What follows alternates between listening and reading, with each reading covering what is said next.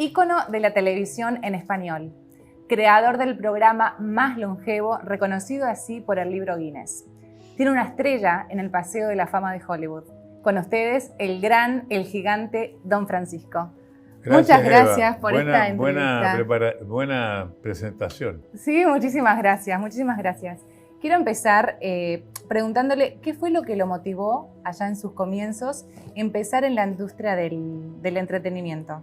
Bueno, esto fue una suerte de casualidades.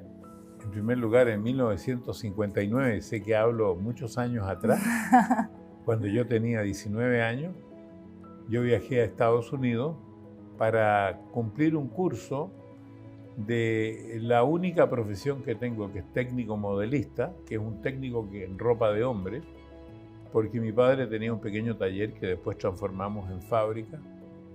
Y cuando llegué a Nueva York, hablaba solamente 10 palabras en inglés. Me costó comunicarme, pero llegué solito. Hoy día es bastante impensado mandar a un joven de 19 años de un país al otro. Bueno, yo llegué a la calle 32 y Broadway, a un hotel Stanford que todavía existe ahí, y por primera vez al entrar a la habitación vi una radio muy parecida a la radio que había en mi casa, que era una Grundig. La única diferencia que tenía esta radio es que en vez de tener un pedazo de tela adelante tenía un vidrio. Y cuando yo vi que al encenderla, esa era una radio que se veía y se escuchaba, dije yo, este es el futuro. Ese fue mi primer contacto. ¡Qué visionario! El primer contacto con la televisión. Qué increíble. Y fueron, me estaba diciendo recién, 61 años de carrera. De carrera, sí. Porque ¿pasó rápido? O sea, ¿siente que pasó rápido? No, vertiginoso, de una manera en que uno no... A pesar de que yo me fui preparando a través del tiempo, porque después al volver a Chile, que tenía 19 años, yo volví 2 años después, ya con mi título bajo el brazo, pero estaban justamente haciéndose en el año 61 los preparativos para el Mundial de Fútbol que se realizó en Chile. Claro. Y el Mundial de Fútbol trajo la televisión. Claro. Y entonces, claro, yo cuando vi que estaba la televisión, la misma que yo había visto por tanto tiempo, porque yo la veía muchas horas al día, especialmente para aprender inglés. Y ¿de esa forma aprendió a hablar inglés? Me ayudó bastante. La manera no tradicional que aprendí a hablar inglés era salir a la calle y hablar con la gente en la calle, haciéndome el perdido o preguntando cosas que, por ejemplo, ¿dónde puedo comprar pan aquí? Estamos hablando de muchos años atrás. Claro. Nueva York no era igual que hoy día, donde seguramente si alguien pregunta dónde comprar pan, lo mandan a freír mono, y dicen, ¿cómo no vas a saber? Bueno, yo preguntaba diferentes cosas, ¿dónde queda tal calle? ¿De qué manera me puedo ir en el tren subterráneo a tal parte? En estas conversaciones yo iba agregando todos los días 10 palabras que iba aprendiendo nuevas y las iba agregando a mi lenguaje.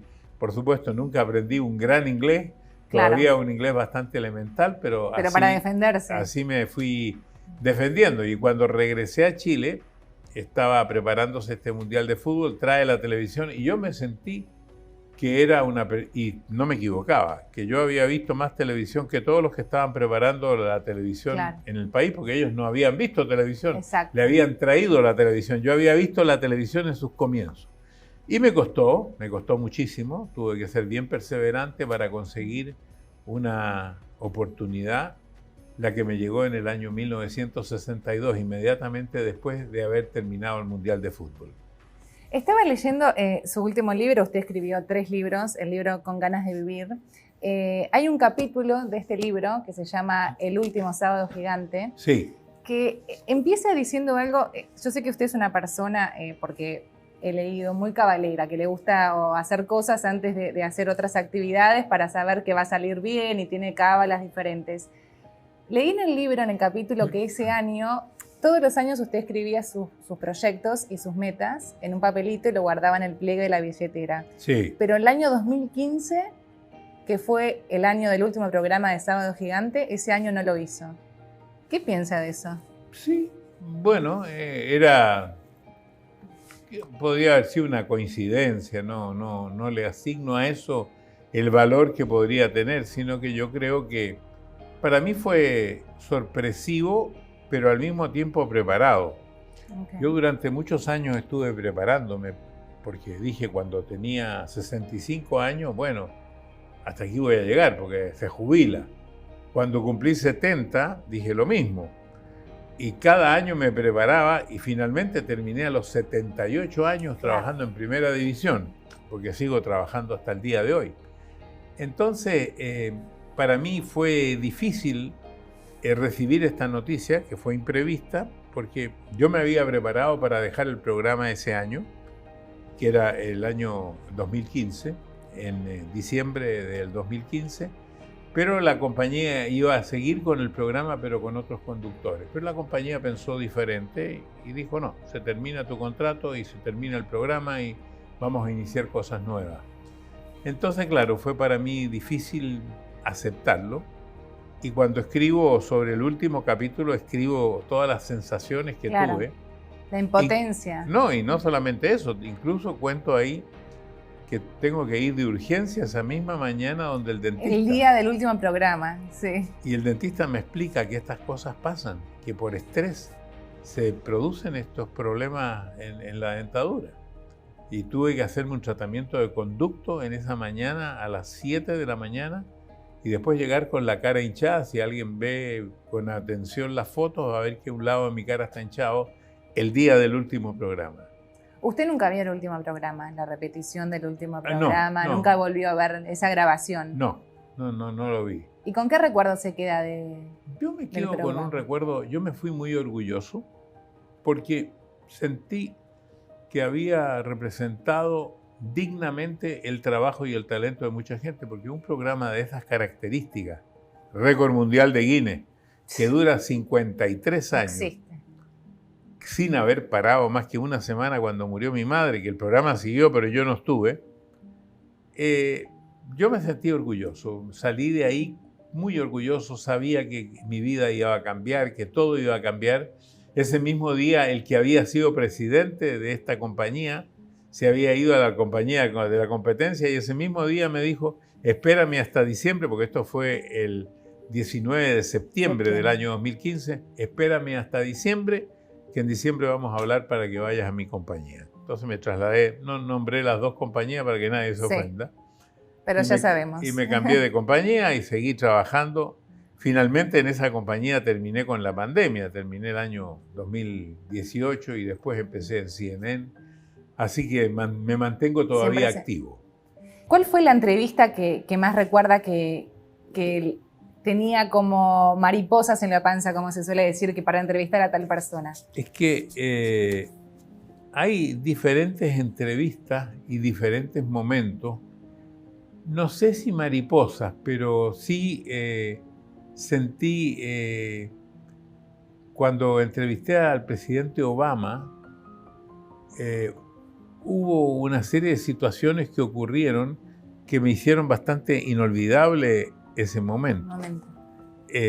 También una de las primeras entrevistas internacionales que hice, se la hice a un famoso actor. Cuando digo esto, porque como las generaciones van cambiando, Anthony Quinn, el que hizo la película Sorba el Griego, que yo viajé desde Santiago a Washington State para entrevistarlo y me costó mucho conseguir esa entrevista, entonces la tengo como entre los grandes recuerdos.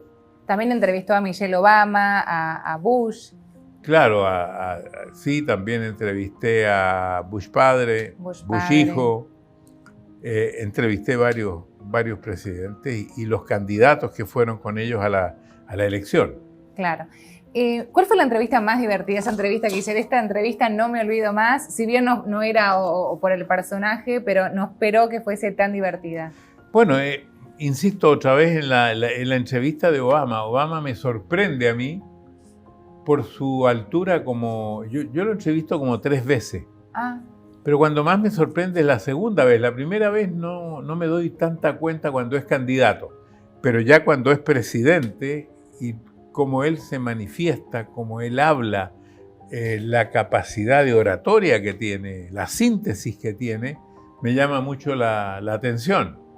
También me llama la atención Bush hijo, lo campechano que es, porque yo voy a verlo él tiene no sé cómo se llamaría, una hacienda en Texas, Okay. en la época que se está... Como un aras. Un aras, cuando se está presentando la primera vez a candidato.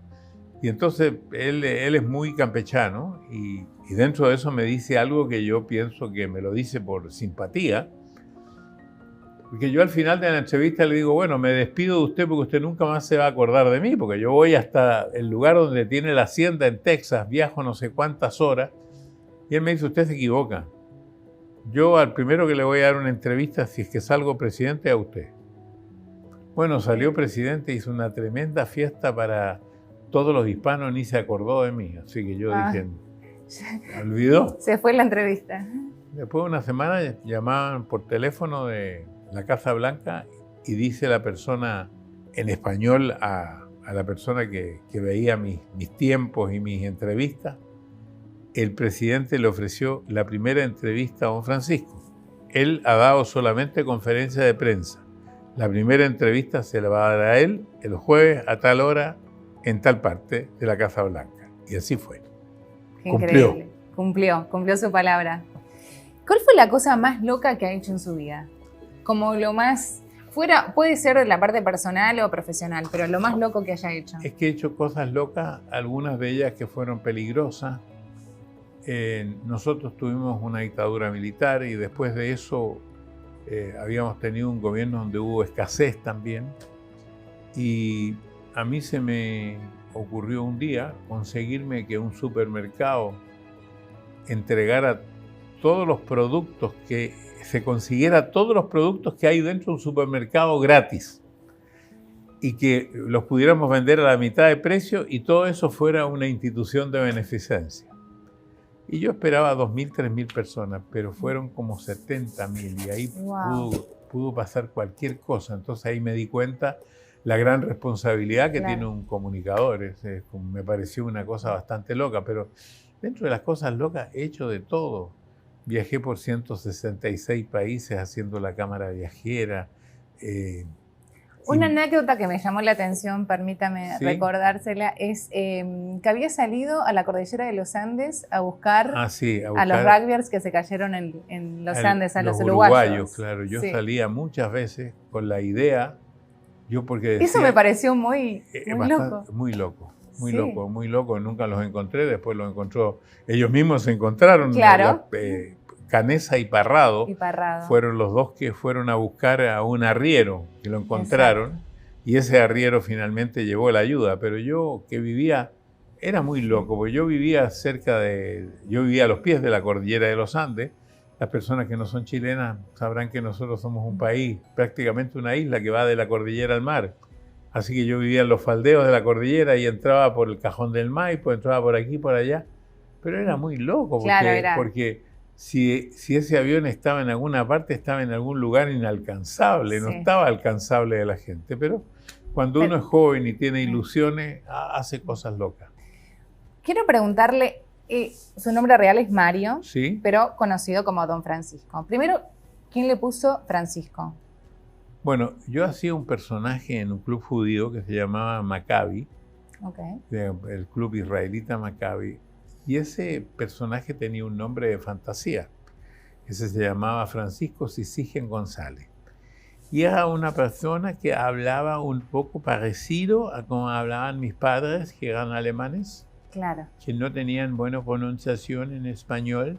Y yo imitaba a este personaje que le ponían una barriga grande y yo era un joven de 18, 17 años que hacía este personaje. Y fui una vez a tentar suerte en un programa de la radio chilena, todavía no había televisión, se llamaba la Revista Postal Telegráfica.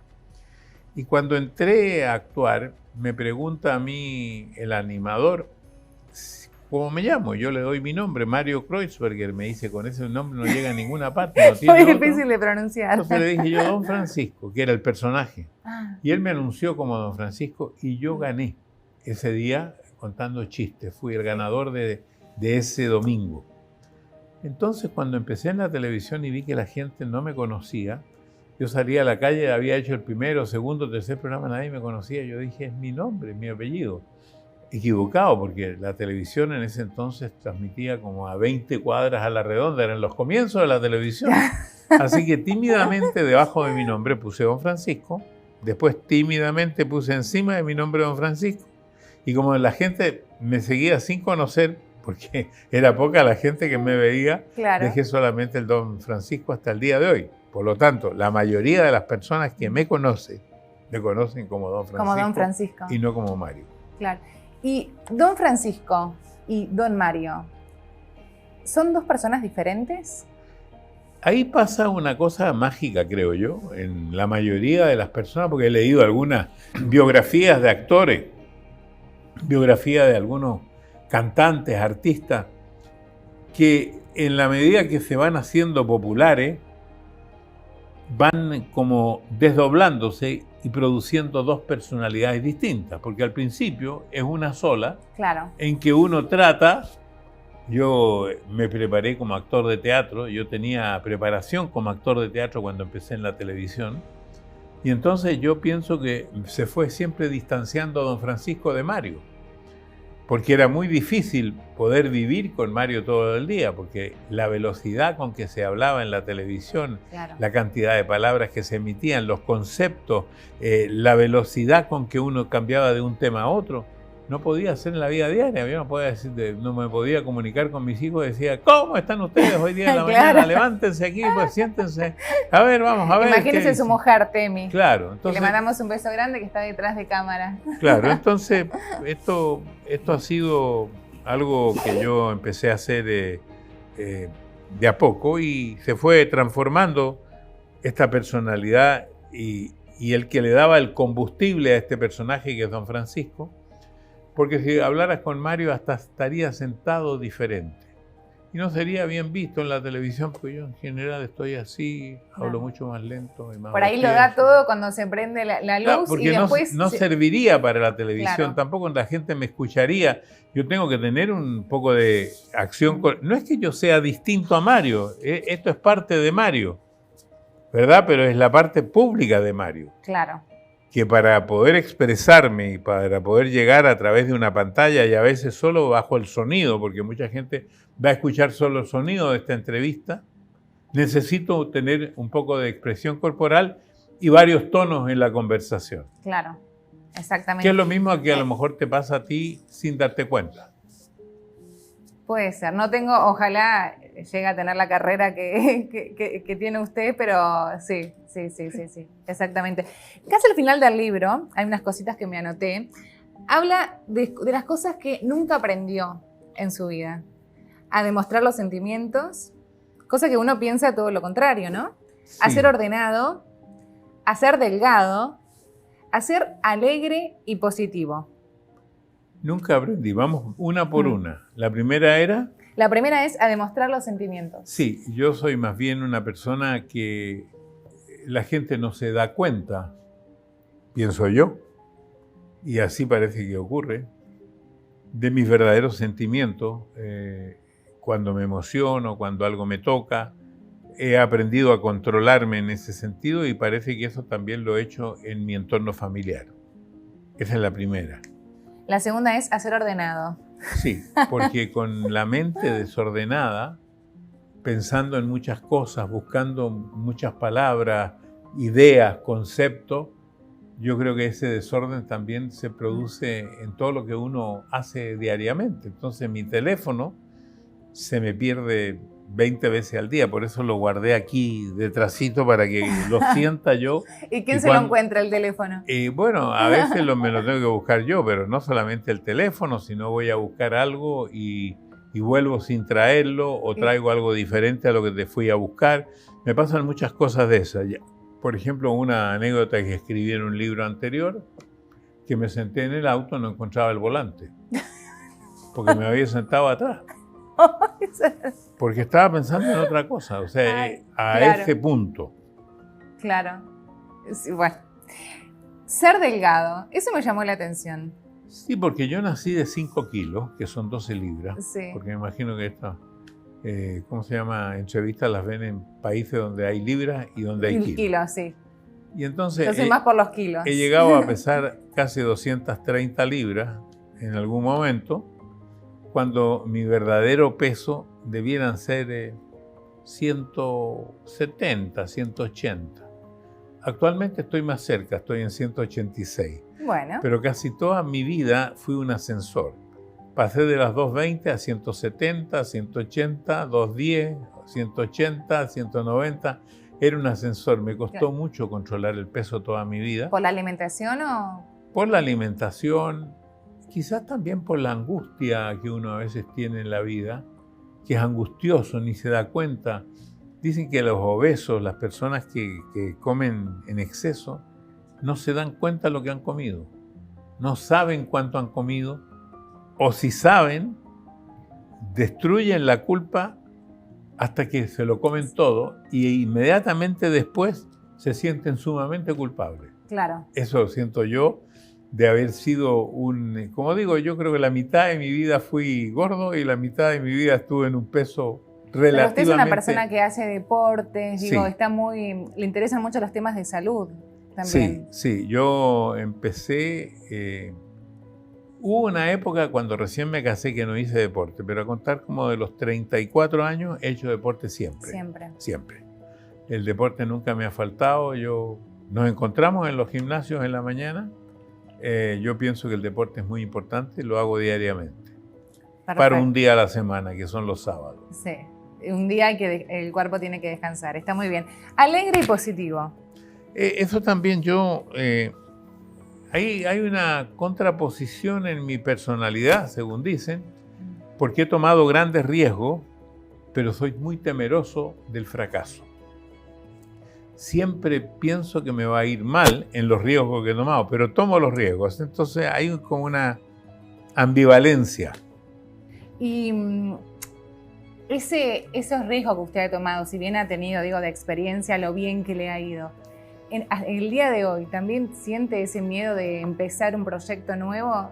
Peor que antes. Peor que antes. Claro, yo pienso que también dentro de las cualidades que se van perdiendo con el paso del tiempo, una de ellas a lo mejor es la fuerza con que uno mantiene todos sus ideales, sus proyectos, sus deseos.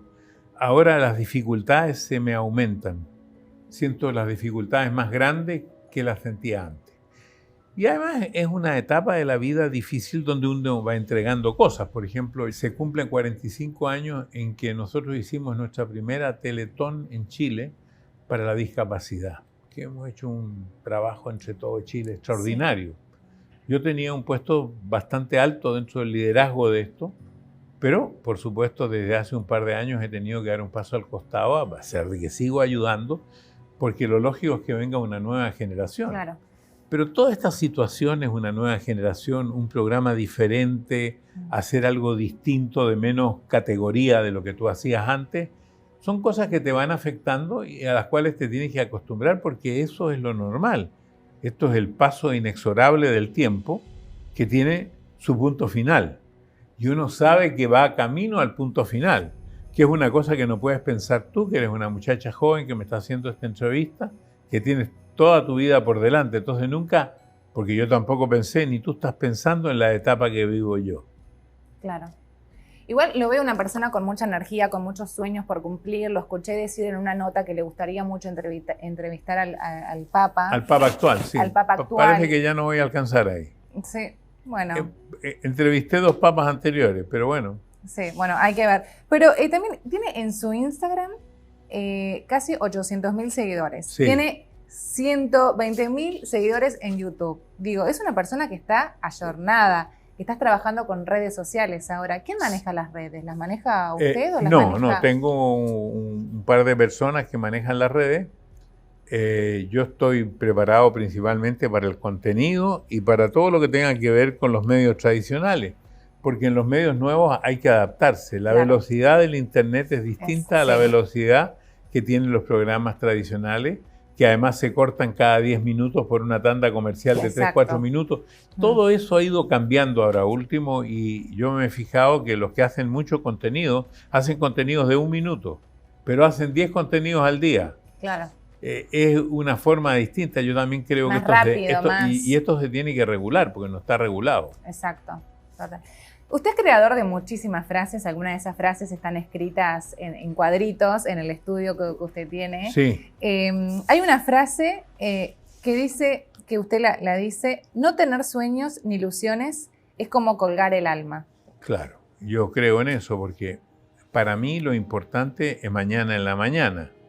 Hoy día ya lo tenemos programado, pero ayer ya pasó. Entonces, muchas veces las personas me dicen, pero si usted tiene una vida riquísima, ha hecho miles de cosas. ¿Por qué no se dedica a disfrutar? Porque, bueno, por lo menos mi mente no funciona así. Okay. Mi mente de ayer para hoy día era que hoy día yo iba a tener un almuerzo, que ya lo tuve, que iba a hacer deporte en la mañana, que ya lo hice, que iba a tener una entrevista con el terapeuta mío, que ya ocurrió, que después venía la entrevista contigo, que después tengo que ir a mi estudio para hacer otra entrevista. Ese es mi día de hoy. Claro. Mañana lo tengo que planificar esta noche, ya hay cosas que están planificadas, pero lo importante es el mañana. La gente dice, pero ¿cómo el mañana? ¿Por qué no sirve lo del ayer? Para algunos, a lo mejor el ayer les sirve para hoy día. A mí el ayer me sirve como un recuerdo grato, como un recuerdo afectuoso de todo lo que se ha podido hacer y lo que no se ha podido hacer, pero el mañana es un desafío. ¿Cómo se describe usted? ¿Usted qué es? Se le dicen, ¿cómo se describe? ¿Una persona exitosa? ¿Una persona con una carrera? ¿Cómo se describe? Yo me describo como un soñador que tiene siempre proyectos para el mañana. Lindo. Así me definiría yo, y al mismo tiempo como un hombre de familia, porque tengo una familia de 3 hijos, de 9 nietos, 3 bisnietas y media, o sea, tengo... La cual tiene más tiempo ahora para disfrutar, porque antes con Claro, el tiempo pero era más acotado. También tengo una personalidad que a lo mejor no es tan fácil de acercarse a cada uno de estos nietos y de estos hijos, porque soy un poco retraído en mi vida privada. Otra frase que me llamó la atención también, el aplauso y el reconocimiento funcionan como una droga. Esto lo dijo en algún momento. ¿Usted cree eso? Tengo otra frase que dice, el aplauso, el reconocimiento y los amigos se van juntos. Ah, es mejor esa aún. Claro, en el sentido, sí. ¿Perdió gente a lo largo de este...? No, lo que pasa es que... eso quiere decir que una vez que tú dejas de ser esa persona popular, carismática, que todo, entonces el aplauso se va, los amigos, todo eso se van juntos. Y queda la familia. Ahora, cuando tú me preguntabas por la adicción del aplauso, claro, el aplauso en realidad es un reconocimiento a lo que uno puede hacer, y ese reconocimiento uno lo va sintiendo como cuando uno escucha a la gente hablar o ve lo que escriben sobre uno, y uno siente que ha hecho un buen trabajo, que ha hecho un trabajo que a las personas les ha sido útil, tú te sientes reconocido. ¿Le tiene miedo a la muerte? Yo creo que sí, pero no miedo, porque yo desde que nací y desde que tengo uso de razón, sé que el final es la muerte. De todos, De inevitablemente. todos, por supuesto. Ahora, quisiera morirme el último día a última hora si es que estoy en buenas condiciones. Okay. Si es que la vida no me da buenas condiciones, quiero que la vida me despida lo antes posible. ¿Tuvo miedo durante la pandemia de que algo pase a usted o a su familia? Sí, tuvimos miedo, estuvimos encerrados casi un año. En este caso, esta entrevista la están haciendo ustedes en Miami, Estados Unidos. La pandemia la pasé en Chile. En Chile. ¿Y cómo fue estar encerrado? Bueno, ahí no estaba trabajando. No, ahí escribí el libro Con ganas de vivir. Ay, claro. Entonces yo dedicaba más o menos medio día de... Eso lo mantuvo. Claro, medio día lo dedicaba a escribir. Y un colega mío que se llama Marcelo Amunátegui le hacía la corrección literaria. ¿Y después fue cuándo salió a la venta el libro? Inmediatamente después de la pandemia. Inmediatamente. ¿Cómo le gustaría que lo recuerden? Como buena persona, ¿no? Eso para mí es suficiente. Yo creo que me gustaría que me recordaran como una persona, desde el punto de vista público, como una persona honesta que dedicó lo mejor de sí a su público. Como hombre de familia, que me reconocieran como una persona que le importó mucho construir una familia, a pesar de mis fallas en ciertas etapas de la vida donde no estuve todo el tiempo porque estuve un poquitito obnubilado por ese aplauso, las luces, por el reconocimiento, por el deseo de seguir adelante, de seguir triunfando, de seguir creciendo. Y eso se contraponía un poquitito con la familia. Hoy en día, ¿con qué sueña? ¿Cuál es algo pendiente que tiene a nivel personal y a nivel profesional? Bueno, me tengo que volver a adaptar. Yo estoy haciendo un programa para CNN que se llama Reflexiones. Tengo una idea de hacer como un club, como una comunidad de personas mayores por internet. Tengo un podcast pendiente que se llama ¿Qué dice el público?, que son los 10 puntos que yo considero que han sido los que me han permitido estar estos 61 años de comunicador. Y tengo la idea de hacer un programa sobre el amor de pareja, o sea, un ciclo de programas. Eso es lo que tengo por el momento. Muy interesante. La última pregunta que le voy a hacer, ¿qué consejos le daría a la nueva generación, a los jóvenes? Bueno, este decálogo del éxito que tiene 10 puntos parte con la palabra perseverancia. Yo creo que uno debe ser perseverante en la medida de que eso no dañe su vida.